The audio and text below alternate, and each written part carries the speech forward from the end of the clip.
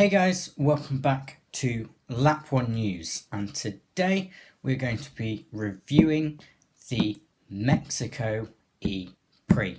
Now, sorry this is late, but this was the earliest I had chance and remembered to record.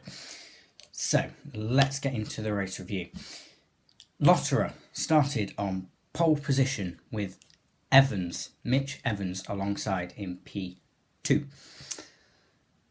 Off of the starting grid, Evans got a good start, Lotterer got an average start, and that meant that Evans was alongside going into the first corner, and he just squeezed down a very tight 90-degree corner, and in doing so he took the lead. He did force Lotterer out wide onto the grass, but it's a racing incident. There's no malice in there. He was alongside, he went through. Now later, a few laps after that, Nico Muller tried to overtake Nick de Vries around the outside of the same corner, but he just went in too deep and went straight into the barrier like that. Splat. And that brought out the first safety car. After that, Sam Bird sent it down the inside of a winded Lotterer from all the contact that he's had into the stadium section. It was a great move, aggressive for sure, but it was a good move. And then after that, all that happened with Lotterer was just picking up more and more damage from... He was just falling back and picking up damage, and eventually the damage got so bad he was forced to retire. So that was that. This is all whilst Evans is gone. He's gone. He's led into the first corner, and that's the last you hear of him, really.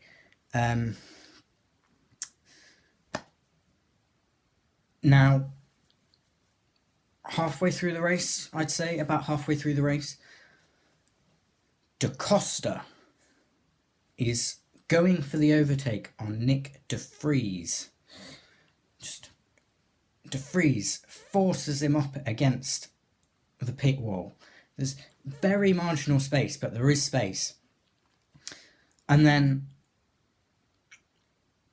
something happens to de Vries's brakes, and he just cannot stop the car, which unfortunately, with Robin Freitz also trying to overtake him on the outside, Robin's turning in, Nick de Vries is going straight. You can see how that went.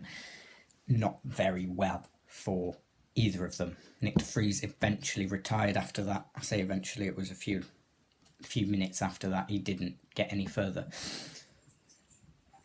And Robin Freitz dropped, not out of the points, he was still just about in the points, but he did lose out massively because of that. Next, so towards the end of the race, we had Sam Bird, who just got caught out on the marbles and just went straight into the barrier. He was able to continue, but only just, and later something broke on his car, which put him into the barrier again, and he just had to sit there until the race ended. But yeah, there was that. I mean, during the race, the whole way through the race, we had the two cheaters.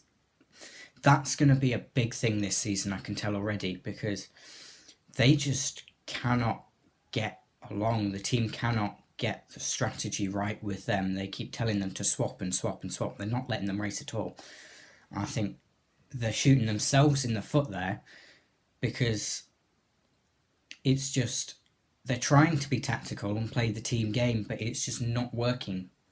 that either of them, like, it's just not working. I think they need to rethink that, and if they don't, it's going to be a very tasty season, and the Da Costa Verne friendship bromance is not going to last very long. It's a bit like Mercedes with Hamilton and Rosberg all those years ago.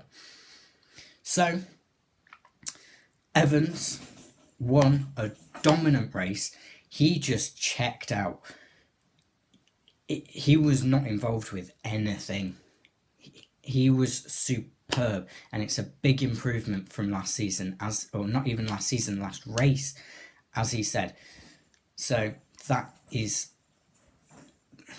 that's very good for him. It's very good for him.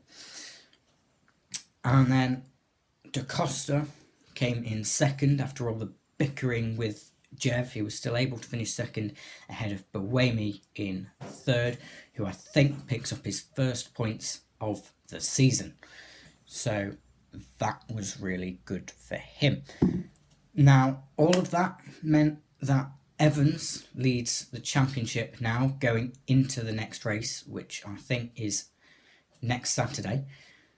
And it's looking tasty. It's looking tasty, the championship right now, because Van Dorn, championship leader before this race in Mexico, he binned it in the wall halfway through the race and had to retire. Sims, second place in the championship, had a bad qualifying. Sims did an amazing race, actually, to get all the way up to, was it P4, P5 in the end? He had a great drive yet again, and that could be what, if he wins the championship, it's drives like this one and drives like the one he did in Santiago that is going to be the reason he got the championship, because he's just so consistent and he capitalises even when he has a bad qualifying. He is able to get up into the points and get a good points haul. So very well done to Alexander Sims there. But because of that points haul, that means that Evans leads the championship, but Sims is only in second. He's not that far away, and Da Costa is moved up to third. And then the team's championship, as far as I'm aware, in fact, I'm not sure how the team's championship looks, but that's going to be very tasty as well, because it seems a lot of the teams have one driver doing really well and one driver not doing so well. So yeah, that is it for my race review, race report of the Mexico E-Prix. Thank you guys so much for watching. If you like, leave a like and subscribe if you don't want to miss out on the next video, which will probably again be a race report from the E-Prix on Saturday, or it might be a testing report depending on how I feel. But yeah, thanks for watching, guys. This has been John Whittaker from Lap 1 News, and I'm out. See you next time.